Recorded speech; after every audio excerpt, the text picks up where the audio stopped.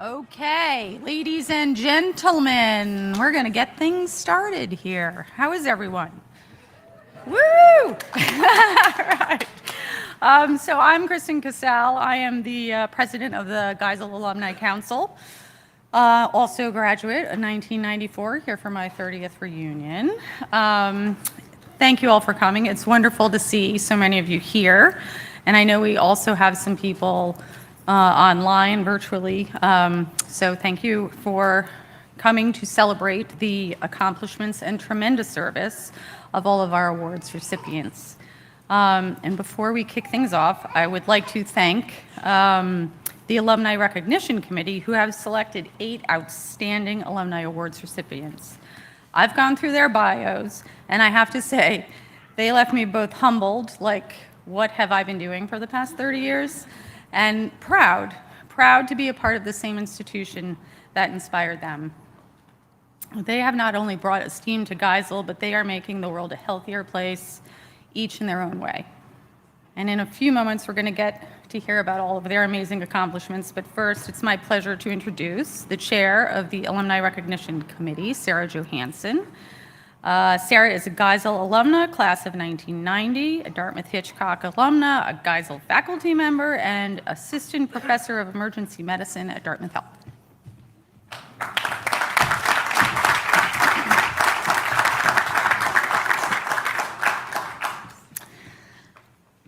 Thank you, Kristen. We really appreciate, as our Alumni Association president, she has grabbed onto it with vigor, and it's been wonderful to have her leadership. So thank you for everything you do for all the alumni and for the medical school. I'm thrilled to be here this evening, honoring our esteemed alumni, your family, friends, and colleagues who've demonstrated excellence and dedication to their work in the medical school. As I sit chairing our committee, we have a large number of wonderful committee members. It is extremely difficult. We have very difficult choices to make because we get multiple nominees, and we are wanting to recognize all. And over these next several years, we hope to be able to recognize more because it's an incredible alumni body. But these stood out this year, and we really want to thank you for being here to celebrate them, whether you're here in person or virtually. I also want to give a shout out to the student volunteers who are here, and if you have an opportunity to greet them when we break down for our reception, that would be lovely. I'm sure they would appreciate your introducing yourselves. I also want to thank Matt Haig, who is the Vice President for Development and Alumni Engagement, and also the Alumni Engagement team who manage our events, and our strategic events team, particularly May Leonard, Annette Achilles, and for this particular event, Amy Kramer, Megan Dodge, and Christine Cyphers, who put this all together. So I do want to give them a round of applause.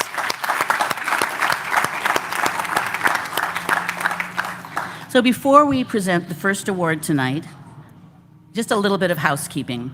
This ceremony is being live streamed and recorded, and you'll be able to access this recording on the Alumni Engagement website in just a couple of days. We're giving awards out for 4 categories this evening: the Young Alumni Award, the Outstanding Service Award, Distinguished Alumni Award, and Career Achievement Awards. You can read more about each of those in your program and about each of the recipients. Before the awards are presented to the honorees, we're going to play a brief video on these 2 screens where the nominator or a colleague will outline some of the achievements of each honoree. Then we'll present the award to the recipient, and they'll come forward to the podium here and have a few minutes to speak. And then we'll move on to the next recipient. Our first award category, the Young Alumni Award, recognizes alumni who graduated within the last 15 years for significant service or career achievement. Tonight's honoree is receiving the Career Achievement Award, which honors alumni for a significant record of accomplishment in the fields of medicine or science and have consistently demonstrated extraordinary dedication to their work. Other factors to be considered include notable scholarship or innovation in their fields and important contributions to and recognition from That's right, and from the relevant professional organizations. Here is a short video by Stephanie Rowland's nominator, Dr. Deirdre Caffrey, extolling the reasons she was elected for the Young Alumni Award. I first met Stephanie as a fourth-year medical student. I remember Stephanie came to an event at Dartmouth that was about forensic psychiatry. And I think from that first meeting, really, I came to, I don't know, just like see how Stephanie approaches kind of so much of her work, which is really trying to engage other people and bring her excitement about the field of psychiatry and medicine into both her work, mentoring, teaching, and really from that first meeting, I remember really thinking like, wow, this is such a amazing person that I want to keep learning from. I had the privilege of working with Stephanie on one of her research projects wherein she kind of pulled me in really early, and she was so thoughtful in not only thinking about like how to teach me and ensure that I'm growing as a trainee, as a doctor, as a psychiatrist, as a researcher, but also thinking about my growth in terms of my own career goals. I think that really is an example of just how Stephanie approaches like all aspects of her mentoring, that she really wants to pull trainees in whenever possible. And I found that like so many other trainees I've spent time with have also kind of had this type of relationship with Stephanie. Congratulations, Stephanie. It's been really an honor knowing you, and I'm so glad that you are receiving this award.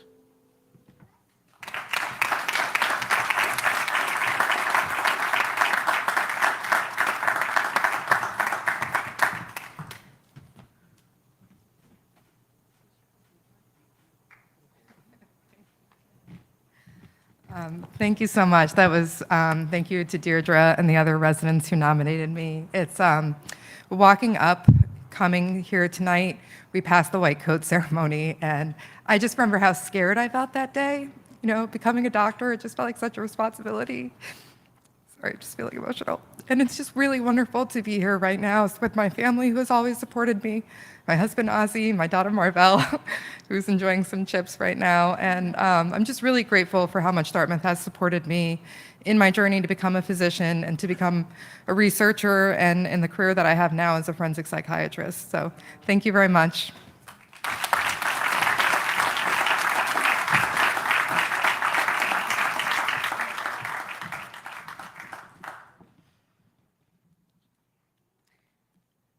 For our next, and please do read the programs, because each of these individuals has done so many amazing things. They won't be able to summarize it in this or in the videos, but please make sure and read their bios.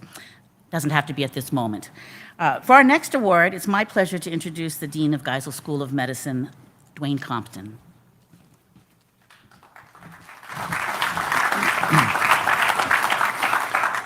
Thank you, Sarah. I'm going to pause just a moment. Stephanie mentioned the white coat ceremony. It's an incredible privilege for me in my role to sort of bookend my day with the white coat ceremony, which is the first year class just entering medicine, and with this alumni award ceremony is kind of incredible for me to think about the scope and everything that we get to do. So it's an absolute privilege for me. So with that, it is my honor and privilege to present our Outstanding Service Award. So the Outstanding Service Award recognizes an alumnus or alumna for generous, enthusiastic, and persistent loyalty and service to the medical school and to Dartmouth Health. The individual has dedicated ongoing efforts to support the goals and initiatives, especially those towards continued outreach, to grow and sustain alumni connections with his or her alma mater, and also have been active in enriching the education and training of our students. So our awardee tonight is Nick Perencevich, and Nick is, many of you know his background, but he's a graduate of both Dartmouth College and Dartmouth Medical School, and he has served on the alumni councils for both organizations over time. He's impacted countless patients through his clinical practice, and he's always had a very deep commitment to educating students and residents for the next generation of physicians. I can also tell you he's very active in helping ensure that our state legislature doesn't make mistakes when they think about policies to affect healthcare in our state. He and I have talked about this directly, and I feel confident when he's carrying his voice into those discussions that we're being represented well. So, Nick, it is an absolute honor to present you this award. We're going to see a video from Dr. Young, who was his primary nominator. Nick and I have been good friends and colleagues for almost 40 years practicing medicine in Concord, New Hampshire. We have shared a devotion to our community, our families, students and residents, colleagues, and also Dartmouth Medical School. I get a kick out of asking students if they've met Dr. Perencevich. They smile and delight in describing this old, colorful, enthusiastic teacher with long, bushy eyebrows. If they haven't met him as a clerkship student, they've often seen him their first year in gross anatomy, where he has volunteered to teach, or during a night where they're introduced to suturing. Nick's greatest contribution to the medical school is as a role model emanating his deep love for medicine. Remarkably, he served on the New Hampshire Board of Medicine for 17 years to protect the quality of healthcare in New Hampshire. He's also spent countless hours in front of our legislature, advocating for patients, colleagues, and the people of New Hampshire. Nick exemplifies what we should all hope to see in every physician. Nick, please join me up on stage.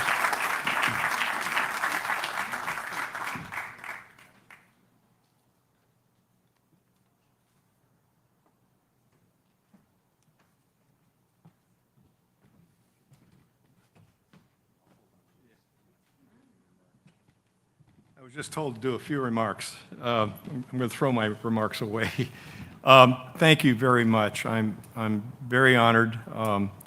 Dwayne, thank you very much for all the work. I'm sorry to hear that you won't be dean next year, but you've done a great job. I think there have been 9 deans since I graduated, and it's been a long run, and you've done it the longest and the best as far as I'm concerned. And I want to thank May, and particularly Annette. I don't even know if Annette's here for making this all happen. Got to know Annette a lot over the last few years. I'm very honored to get this award, and it was not just Og, who's known me for a long time, but Joe O'Donnell has known me twice as long, frankly. And to be kind of following in their footsteps, I don't really feel like I'm in the same ballpark, really. But what we all have in common is a delight in teaching medical students. And it's the main reason I get up every morning, frankly, and I'm still doing it. I was in Lebanon teaching yesterday. Finished here, med school here, residency in Boston, moved back to New Hampshire in '88, and by '90, connected up with the chief of surgery, who at that time had just been Dick Carl and then Bob Critchlow, and then finally Rick Dow. They're all deceased right now, but they were very interested, and I was interested in starting a residency rotation in Concord in general surgery. It's sort of we use the term bread and butter place, and large volume. The residents call it the candy store, so to speak. And to make a long story short, those 3 men really got it going, and I helped.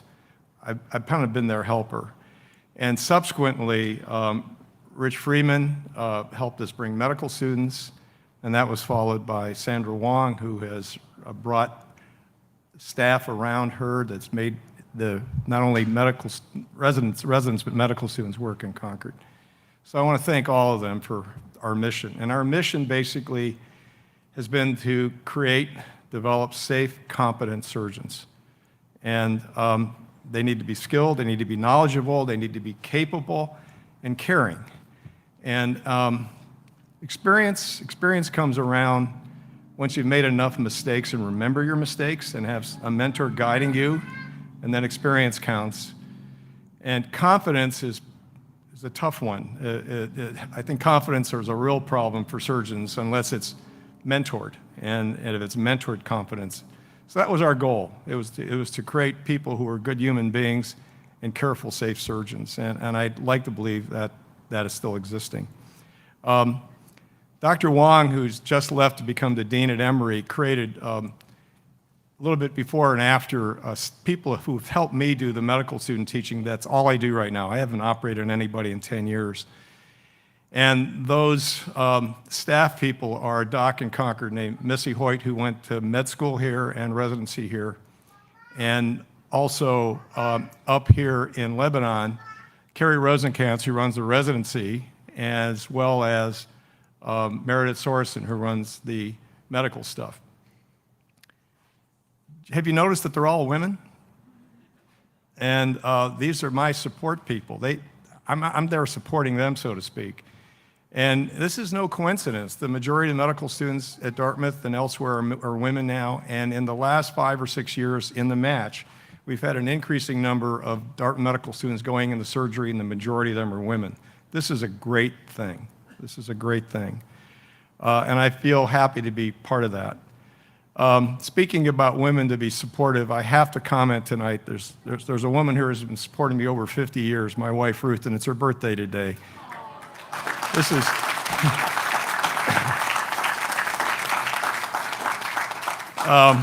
and lastly, I want to comment, mentorships are very important. I was blessed to have a mentorship till I was like 53 years old. Someone ahead of me, older than me, that could contain my ego, so to speak, and make me hopefully an experienced surgeon. But I was blessed to have a mentor my entire life, and that was my only sibling, brother Eli, who was a physician who passed away last spring. And all I can tell you, without my wife Ruth and my brother Eli, I would not be here right now. So thank you very much.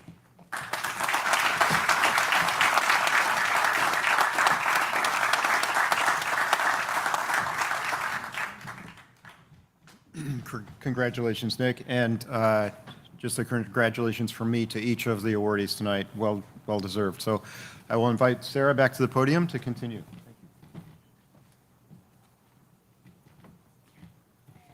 So, our next category, the Distinguished Alumni Award, honors alumni who are at least 15 years out from graduation and typify the Geisel School of Medicine at Dartmouth and Dartmouth Health traditions of excellence, and bringing credit to these institutions through their personal accomplishments, professional achievements, outstanding service, and or by making significant contributions to diversity, equity, and inclusion locally, regionally, nationally, internationally. We have 2 candidates and 2 recipients. We had more candidates, but we have 2 recipients. And I'd like to have you hold your applause while we show the videos, because they run right into each other, and if you clap in between, then we will miss some of the second one. We have 2 recipients, and they'll be shown on the video now.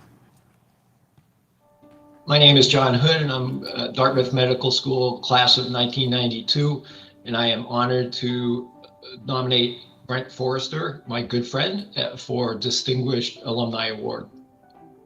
Brent's work as a geriatric psychiatrist, but also specifically with Alzheimer's, has been just crucial in not only understanding the disease process, but allowing families to navigate through what is an incredibly hard process.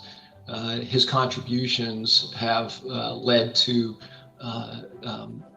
dramatic paradigm shifts in how we understand Alzheimer's and other dementias, and how families can try to cope with family members who they are losing contact with, and how they are able to themselves establish empathy for what their family member is going through, but how they can take care of their family members being lost to dementia. Congratulations, Brent. You have touched our family, and I know you've touched so many other families with your compassion for this issue. I'm Dr. Joe O'Donnell, DMS, Geisel class of 1971, and I was very pleased to nominate Saul Weiner for the Alumni Award in Medicine. When I really became excited about Saul and his work is when I was asked to review one of his books, which was about the contextualization of healthcare, which is his area of expertise. And this was an outstanding book. It received book awards. It was just a wonderful book. And that was the area of his research as I delved further. You know, he had done really very seminal work in finding out about the context of patient care. And these innovations that he's putting forward have been really game-changing in terms of understanding how to teach about the context of patient care. It's really about hearing the patient and understanding the patient and where they're coming from. He's a very creative, very collaborative young man, and he has fantastic ideas. And his focus on doing the right thing for patients, improving the healthcare systems, and really studying that in a very profound academic way, it is right on in terms of what medicine needs, in terms of changing healthcare for the better.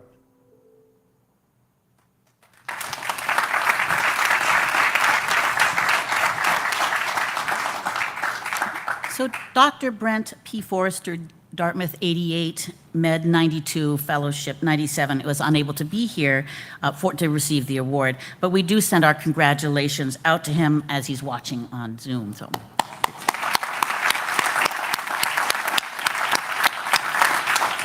And now I'd like to invite Dr. Saul Weiner, Med 93, up to receive his award.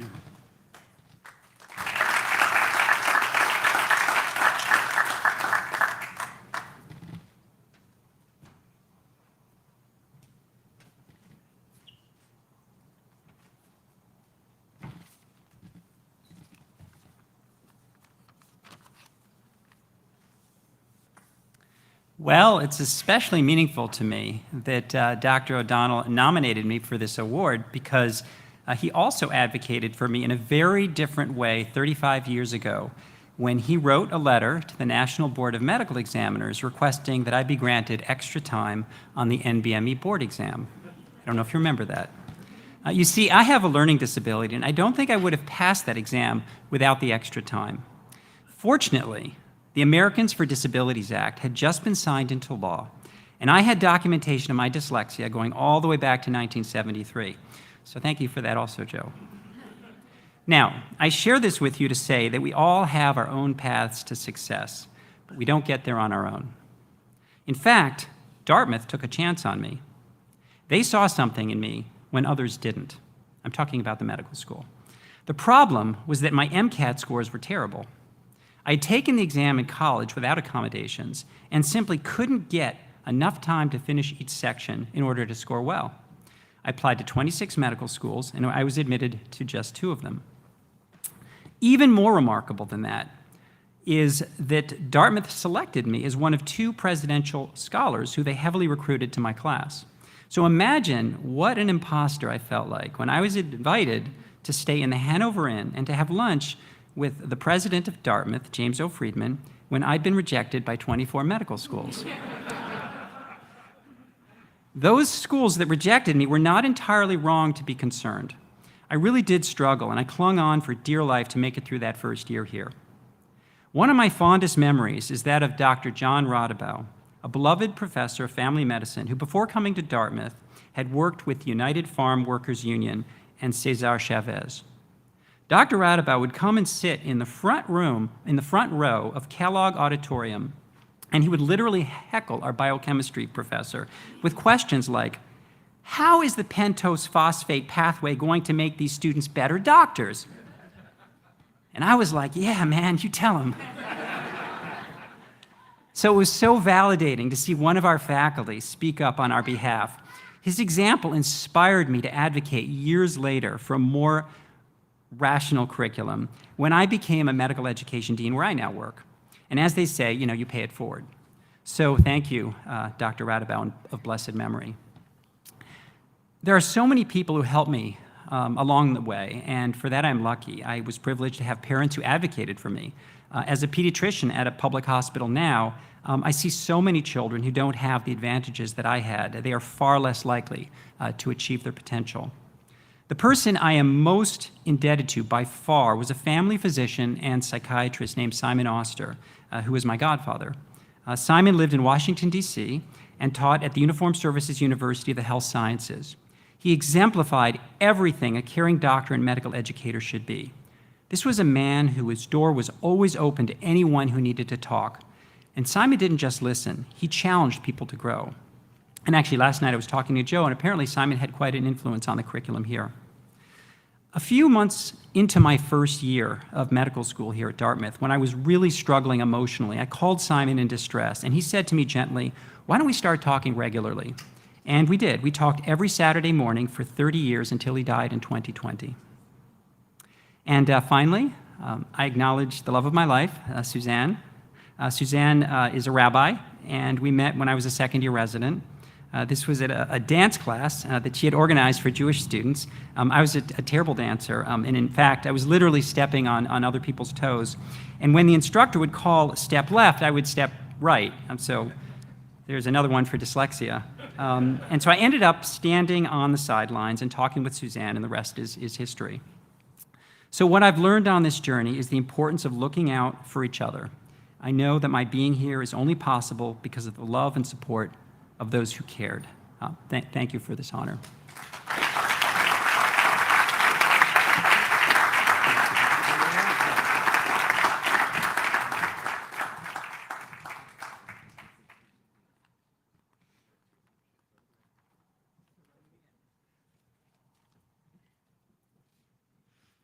Our final award of the evening will recognize one awardee from our 2023 selections who was unable to attend last year because of extenuating circumstances, and we're thrilled to have him here today. And then we'll have 4 awardees from this year, 2024, in the category of career achievement. Career achievement. These people are amazing. This award celebrates alumni who, over the course of their full careers, have made notable impacts on the medical and scientific field. The awardees will have demonstrated exceptional leadership, accomplished a specific discovery, innovation, or finding in their disciplines. They may have made a significant step to reduce healthcare disparities, improve healthcare delivery and patient outcomes, transformed, advanced, or impacted the actual practice of medicine or the landscape of medical education. They may have received significant award, which by extension brings greater honor to Geisel School of Medicine at Dartmouth and Dartmouth Health. Again, a short video will play outlining a few of the achievements of each of our Career Achievement Award recipients. And at the conclusion of the video, I'll invite each of the honorees up to the podium for their award and their few words. So again, if you could hold your applause for the full video, that would be very helpful. And you can go ahead. I've known Stu Hansen since we were in college together here at Dartmouth. And so that would have been 1955. I knew him somewhat during my college time and knew him much better during our 2 years at Dartmouth Medical School. He's been very involved in alumni affairs, both for our college class and especially for the medical school class ever since. Although Stu Hansen has always put patient care first, I think the long-term events that will stand out are the expansion of a wonderful small healthcare system trying to deliver healthcare at a reasonable and affordable cost to a system that has developed into the ability to deliver care, have a research organization, be involved in the teaching of the medical students at the University of Minnesota. And then his other big area is in smoking cessation and the organizations that have developed in Minnesota, and his work also nationally. I have decided to nominate Stu for your Career Achievement Award for both his work medically, but also for his philosophy to help the next generation of medical students and to help the next generation in general to improve their health care. I remember John as a student.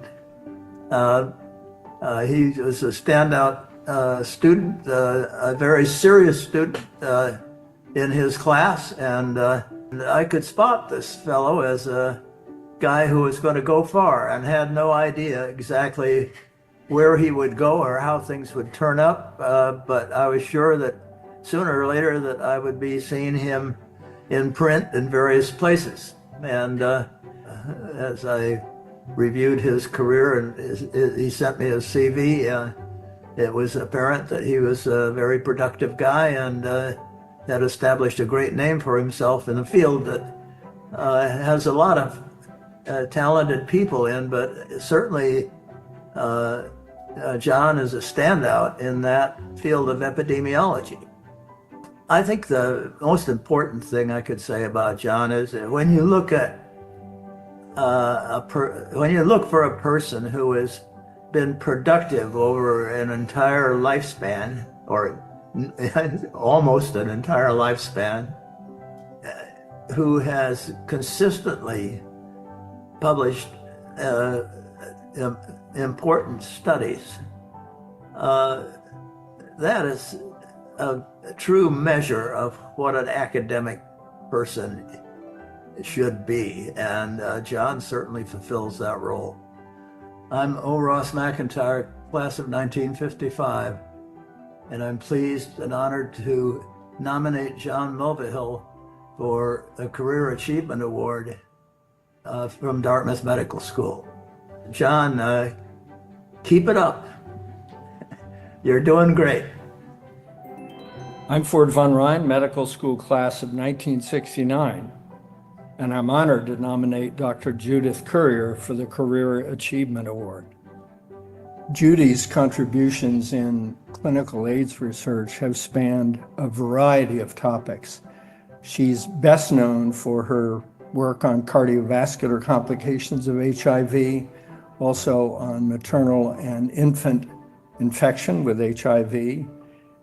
Judy has been the chair of infectious disease at UCLA for many years and just stepped down from that post last year. And her role as chair of the ACTG is perhaps her most important national and I would say international role with major contributions.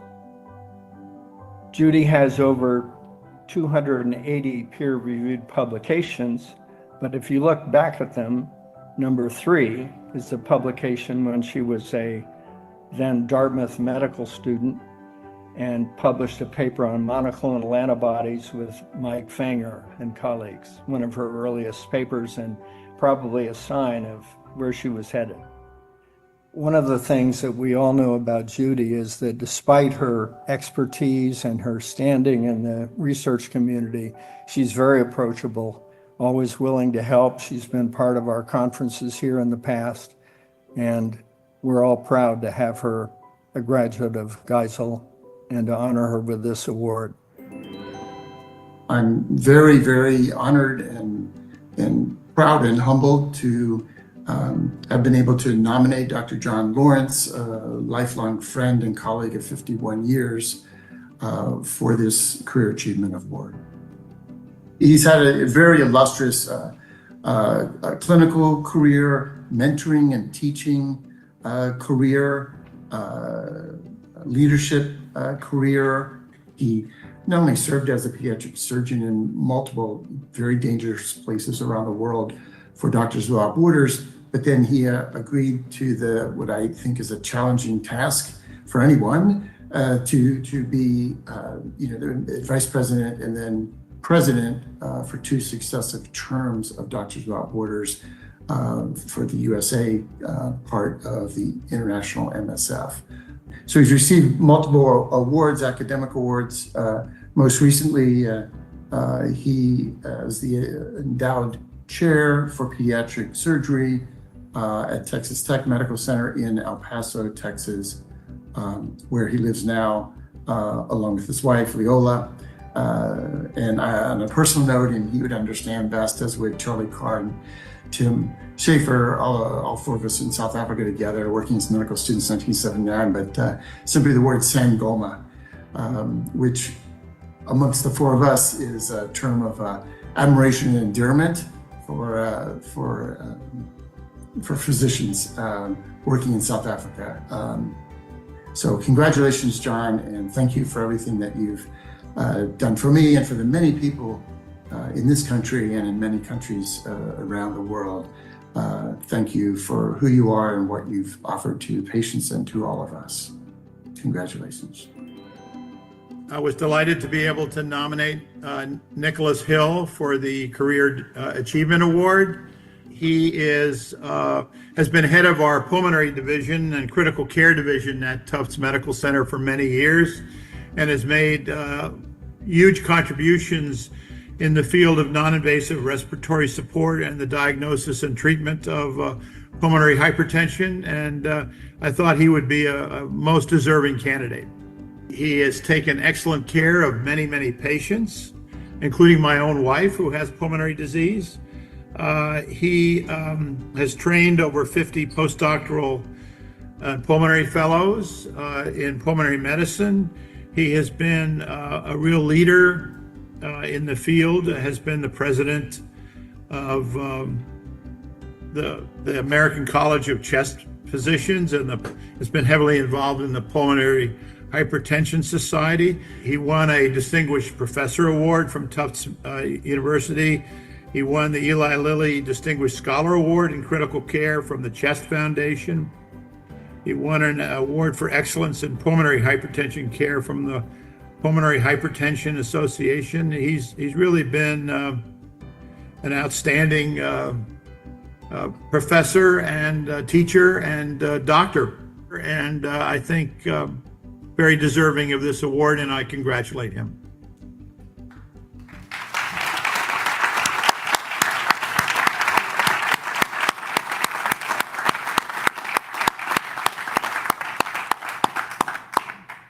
I also want to say thank you for putting together that great presentation video. Thank you. So I'd like to now invite Dr. A. Stuart Hansen, Dartmouth 59, Med 60, up to receive his 2023 Career Achievement Award.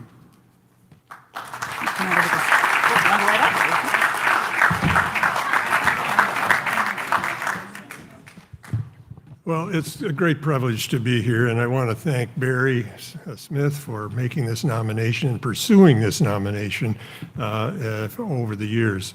And I also want to thank Paul Batalden and a woman in Minnesota for letters of accommodation and support that they brought into the committee. I have to thank the committee.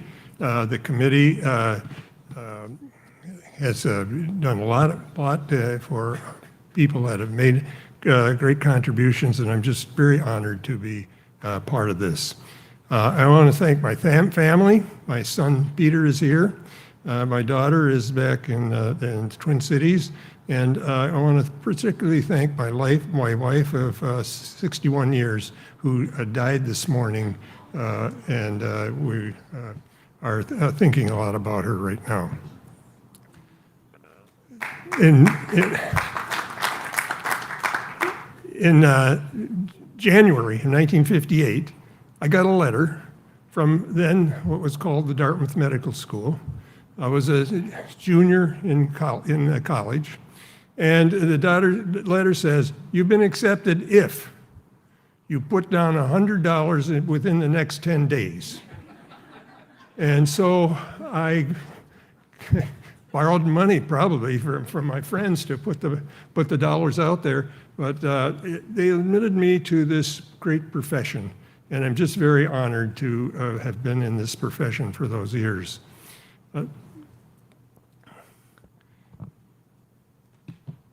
When I finished training, which took 10 years after I left here, in 1971, I had some military service in between. I said, what are the values, the core values that I am going to use in my professional life in the years to come, in the decades to come? It turned out to be quite a few decades. And I said, the first is patient comes first. And Dean Sy, Ralph Syverson, from the first day of our medical school class of 24 only, embedded in me the idea that my job was to work with patients, whatever it was, teaching, research, or practice, to care for patients, and everything was focused on patients. We now call it patient-centered care, but I called it, patients come first. The second core value was to base what you do on science. And Bob Goslin and Phil Nice were the two professors that really embedded in me that you want to have evidence for everything you want to do. You'll never have enough, but you need to use that as your foundation. We now call it evidence-based medical care, but the terms change, but the value is still the same. And the third value was you have to give back to your community. And you're obligated, because you've got all this education, to be a part of a community and to participate and to give your service. We now call it community service, and basically that came from not only Dean Sy, but Harry Savage. Now, I don't know if any of you know Harry Savage, but he was the secretary of the school at the time, and he taught us gross anatomy in the afternoon. But in the morning, he was a judge down in Lebanon. He was a municipal judge. So the idea there that they embodied, that you are really on the root cause of medicine and in the trenches, but also you had to be participating in your community. So those are the core values, and it took me 10 years after leaving here. I wish I had time to talk about 50 years of tobacco control from a Minnesota perspective.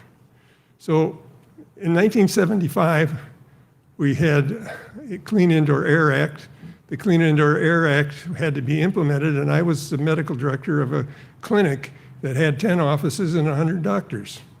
So I implemented that over the next several years, and we went smoke-free now the organization is called the Park Nicollet Clinic, or Park Nicollet Medical Center was the term we used at the time.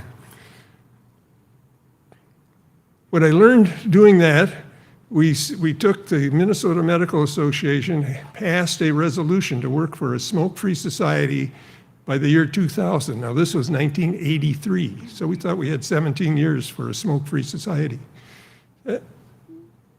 That passed not only the Minnesota Medical Association, but we took it to the American Medical Association. They kind of resisted a little bit, but they said, we'll study it. And then 6 months later, they passed it, a resolution to work for a smoke-free society. Now, it took 4 or 5 years to really implement that with the AMA, but that changed their direction of what they were going to lobby for, and included them in a public health issue that I thought at the time. So that was in 83, 84. We formed an organization called Minnesota Smoke-Free 2000. And that included the large organizations that delivered care. So it was with this organization, became Park Nicollet Clinic, and then there was other organizations like Group Health and the Mayo Clinic all participated in this coalition. The health agencies, including Heart Association, the Minnesota Heart, the Minnesota Lung Association, and the Cancer Society all joined. And we had the insurance companies, the big insurance companies, that including Blue Cross. And so that organization lobbied and worked with the legislature, and the legislature in the next year, in 1985, passed a law that said, we're going to have a Minnesota plan for smoking and health. So the Minnesota plan really was comprehensive. It raises the taxes on tobacco products, moved some of those, designated those, some of the tax increase for projects, and two big projects was one, tobacco-free schools, and the other was clean air healthcare. So by 1990, the legislature passed the law that all healthcare, including medical clinics and hospitals and licensed daycare centers, had to be smoke-free by 1992. And so that went on, and by 94, Blue Cross, biggest health insurer in Minnesota, and the Attorney General of the state of Minnesota, was then Skip Humphrey, sued the big tobacco companies. So now we got the big tobacco companies sued for racketeering. I thought racketeering, well, basically lying to the public of the country. Mississippi joined into that suit. So the two states with attorney generals went at the tobacco companies, and we got them into court in late 1997. And the court hearings went on for many months. About 1 million documents were accumulated. They're still stored in Minneapolis in a repository. And those documents have been used by a lot of researchers in how tobacco was marketed and used in Minnesota, or in the country. That settlement, when it came down to the end of the trial, they said, we don't want it to go to the jury. We're going to settle. So it settled for $6.4 billion for the state of Minnesota. Mississippi settled independently, and the other 48 states created a class action against the tobacco companies, which they settled for $240 billion, which was to be paid out over the next 25 years. When we got the $6.4 billion, we set aside in Minnesota about $202 million for just a independent, out-of-government, nonprofit organization that we call MPAT, Minnesota Partnership for Action Against Tobacco. And that operated for the next 25 years. So I've taken a long time talking about this. We didn't make 2000 for a smoke-free state, but we have a smoke-free state since 2008. So.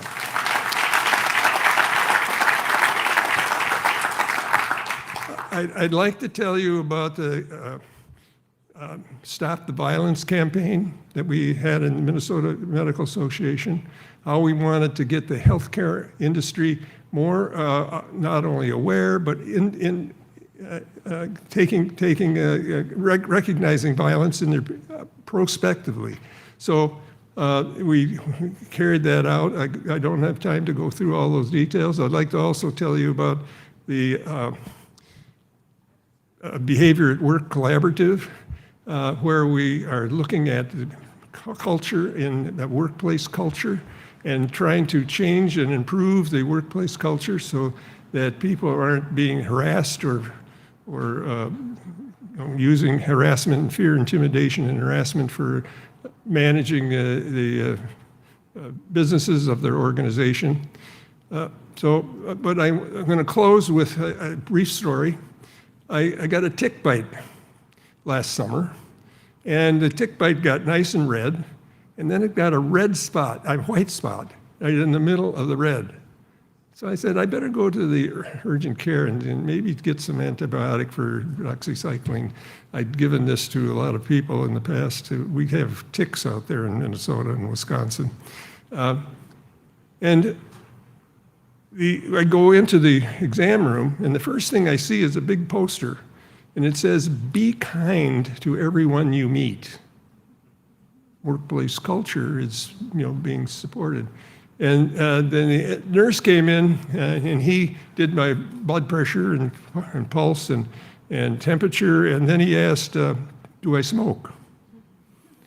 And I said, "Not now." And I said, I see you were a smoker, and did you smoked a pipe? He had this in the record. So I said, "No, I'm not smoking." Then he said, "Do you vape?" And I said, "I don't use any vaping products, and so do you use any non-prescription drugs?" And I said, "No." And then he said, "Do you feel safe at home?" And then I said, "No." I said, "Yes, actually." And then he said, "Are you making anyone else feeling uncomfortable, or are you abusing anybody else?" So these were the three things that I worked on, and I just walked in, and so that's the end of my story. So.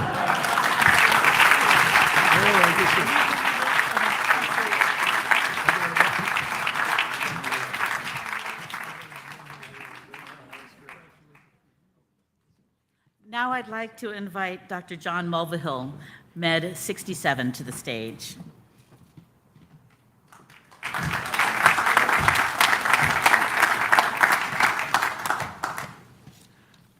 Thank you.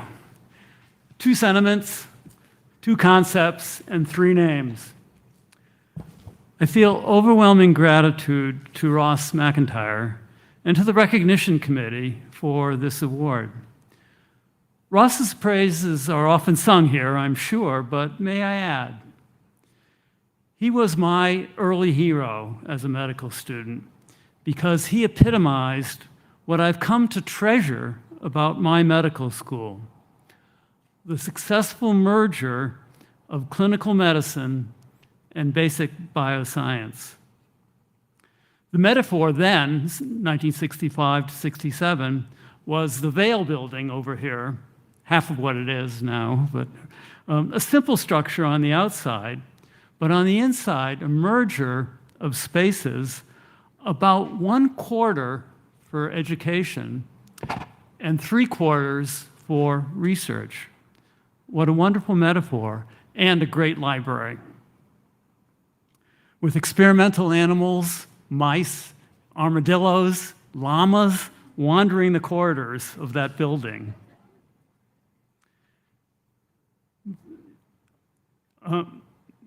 Here also, I met my lifelong classmate friends, 4 of whom had lunch with me at Saco, Maine earlier in the week.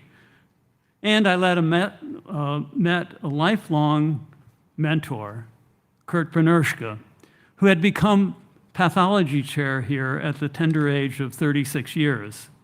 At every step of the career that you are recognizing today for me, he guided me.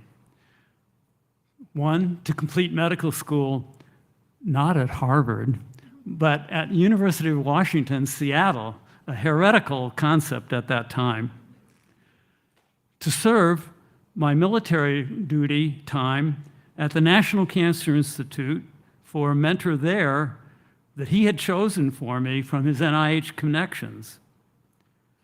Kurt's genetic and veterinary interests led to my early research on domestic animal models of genetic and congenital disease, and later in life to my move to the University of Oklahoma, where a former Dartmouth fellow of Kurt's was the head of pediatric pathology. Kurt had told them to take care of me and fit into the University of Oklahoma, which Jeff Altshuler did in spades. Kurt taught me be a mentor. And I want to thank the person who moved me out of Strassenberg Hall by marriage, Charlotte, who, among her other talents, tries to keep my ego in rein, but a task that you have wonderfully frustrated with this award. So thank you very much for my gratitude, the concept of science and medicine and mentoring, and the names of Ross, Kurt, and Charlotte. Thank you.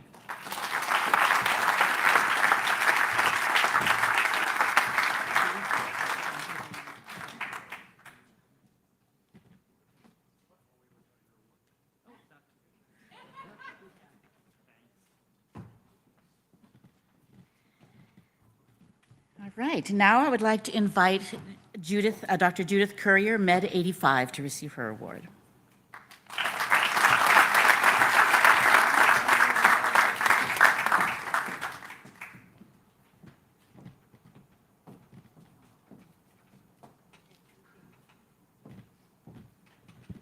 Thank you very much. It is really an incredible honor to be here today. I want to thank Ford for his wonderful remarks and also for just being an incredible role model for me throughout my career.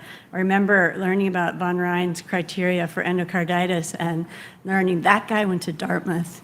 And I want to start by thanking my husband and Jesse Courier, who is a Dartmouth Medical School graduate, who without his support and guidance, I wouldn't be here today.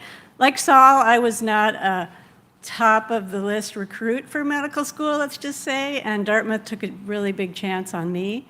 And it provided me with an incredible foundation for the rest of my career. I've always liked to play team sports, and I had the best teammates here in my medical school.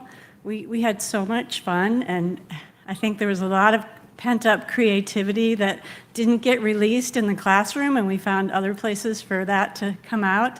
But throughout my career, I've gotten to be on some really amazing teams and work with some really incredible people who've inspired me, along with my patients. So I'm just really thrilled to receive this honor, and just also want to thank my family, and hi to my grandson Augie, who might be watching if he woke up from his nap in California. So thank you.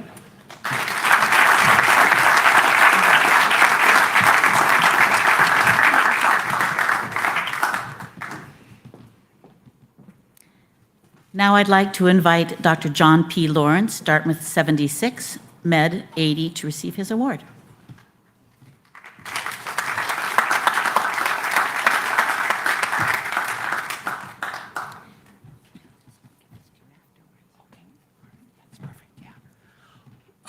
Well, thank you so much. And as I am coming up here to the podium, I'm always reminded of a period of time when I was working with Doctors Without Borders and doing a lot of donor events. And before the very first one, I had a variety of remarks prepared and was heading up to begin the speech at this particular donor event. And the head of donor engagement there kind of leaned over and said, "Remember, John, nobody leaves an event like this saying, that speech was way too short."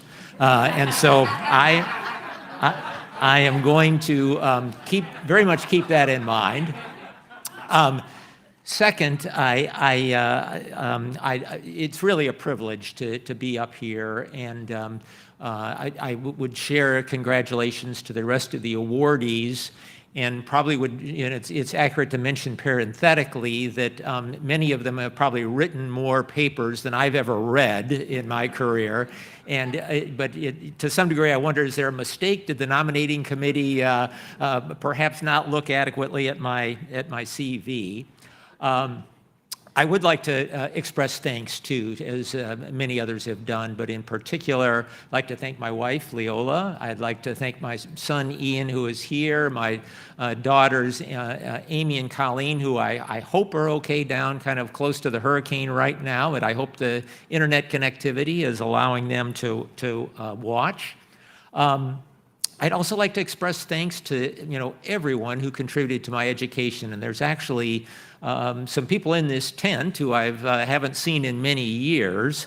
But there's a quote that George Bernard Shaw made in Man and Superman. Some of you may know this: those who can do, those who can do, those who can't teach.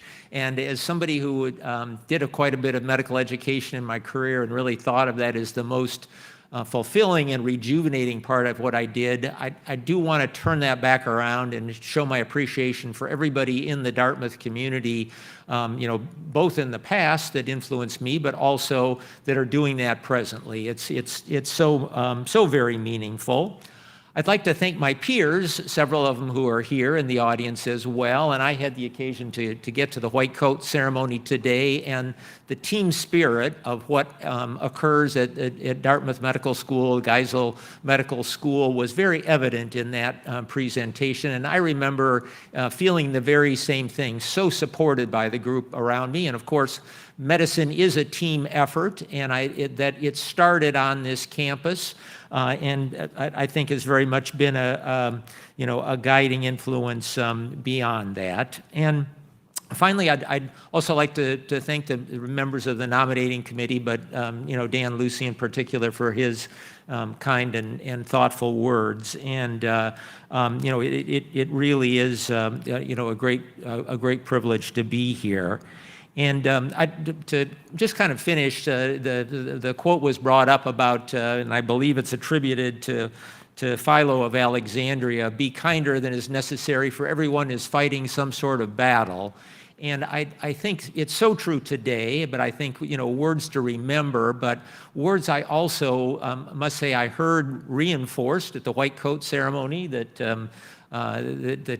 Dean Compton was helping to orchestrate, but such important words, and for I think how that's been perhaps not emphasized enough, how far kindness and compassion can go. But I'm just in the few days I've been here on the campus, it just seems to be exuding from everywhere, and it's so encouraging to see. And so thank you again to everyone.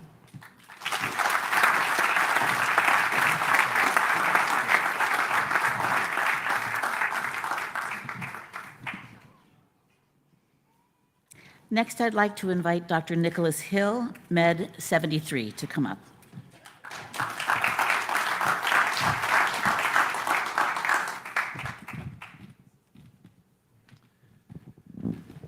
Well, I am so grateful for the honor of receiving this award to Dartmouth Medical School, which is what it was when I went there, and also to my good friend Ernie Schaefer for the nomination. Ernie and I grew up in Old Lyme, Connecticut, by the way, speaking of ticks. I'm also thankful to my sister Pam and her family who are here with us, and to Dartmouth Medical School again, because I met my wife Sophia, who's in the audience here, and I'm certainly deeply grateful for that. I wanted to make a few comments about what Dartmouth Medical School meant to my career, and I think it's emblematic of a lot of other graduates here. But when I applied to Dartmouth, I applied just to half a dozen schools. Most applicants today raise their eyebrows because they apply to dozens these days. But I was a Harvard Phi Beta Kappa, and I figured I'd get it into at least one school, and I did. And thank God, and again, thank Dartmouth Medical School. At the time, Dartmouth was a two-year school, and it was transitioning to 3 years when I was there. And in my class, half of the people stayed here. I was one, obviously, and the other half transferred on to four-year schools. And Dartmouth had a reputation at the time as offering the best first 2 years of any school in the country. I believe that, and my experience here was the best educational experience of my life. It was an extraordinary school. I had 64 classmates. It was very collegial, a very talented and committed faculty, really focusing on medical student education. And one of the faculty in particular who I admired was S. Marsh Tenney. And those who longer of tooth like me will recall that he was the chair of physiology here. And he also had served as dean for a year in the 50s, and he decided that medical school administration was not for him. And he would have been very impressed with your tenure, Dean Compton. I think it was, what, 10 years? So, but anyway, I admired him for his keen intellect, his incisive thought process, and many of the medical students at the time referred to him as the silver fox. He had about as much hair as I have, but what hair he had was silver. And he got that moniker partly for his intellect, but also if you presented to him, if you heard him ask, I wonder if you could straighten me out on this, you knew that the flaws in your thought process were going to be revealed, and it wasn't meant to be humiliating, it was meant to be enlightening. So I approached Dr. Tenney and asked him if I could do some extra time with him as a graduate student. So I became an MD PhD student, and that was a wonderful experience. And I actually stretched out my medical school tenure to 4 years working with him. I never did get my PhD because my wife had been admitted to Tufts School of Medicine, and I would have had to spend 2 years in a long-distance marriage when I didn't want to. So I went to Tufts as a resident and started my training there. When I was working with Dr. Tenney, I published 2 articles, which is, anybody who's done research knows that's extremely exciting as a incipient researcher. One was on the control of breathing in two-toed sloths, and the second was on control of breathing in Pekin ducks. Dr. Tenney was into comparative physiology, so if anybody wants to hear any more about that, I'll grab it. Yeah. But anyway, the mentorship at Dartmouth was extremely meaningful and lit in me a passion for respiratory physiology, which translated into my career in pulmonary critical care medicine, which has been very fulfilling. I had an opportunity to do research, teach, and most importantly for me, take care of patients. I'm very grateful, as I said, to Dartmouth Medical School for having a fulfilling career so far, and I feel blessed. And so thank you very much. I greatly appreciate the award.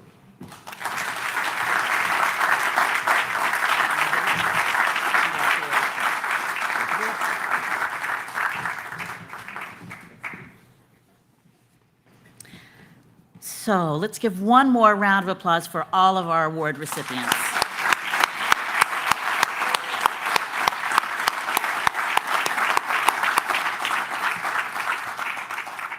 Thank you to each of the Alumni Award recipients, the nominators, and the Alumni Recognition Committee. Thank you to all the family, friends, and colleagues who joined us in person and virtually. And I just want to make an appeal that if you know of somebody deserving of receiving one of these awards, again, early career, distinguished alumni, service, or career, visit the Alumni Engagement website on the Alumni and submit your application there through that Alumni Engagement, or call the office and they can help you find where you need to go. If you're watching virtually, thank you so much for joining us this evening. Please reach out to the award recipients you know and congratulate them for their much-deserved awards. That is now going to end virtually. And if you're here in person, we'll now make our way back to the reception that's been prepared for you and continue celebrating with the alumni. Enjoy the food and beverage. And I would ask, before you celebrate alumni recipients, if you could come up and join me at the stage for some photographs and bring your awards if you would be so kind. Please enjoy the rest of the evening, celebrating with the honored guests, and thank you so much for coming.